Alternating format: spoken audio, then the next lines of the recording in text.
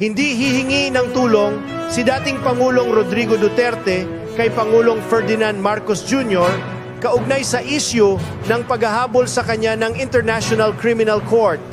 Ito ang inihayag ng dating presidente sa isang panayam sa kanya sa radyo kasunod ng patuloy na investigasyon ng ICC sa umano'y war on drugs nito sa panahon ng kanyang administrasyon. Ayon sa dating Pangulo, hindi pa aniya Presidente si Marcos ay mayroon ng reklamo laban sa kanya sa ICC, kaya siya na ang bahala sa kanyang sarili. Mr. Marcos has nothing to do with the ICC. As a matter of fact, I am not asking or his help. Hindi ko kailangan si Marcos.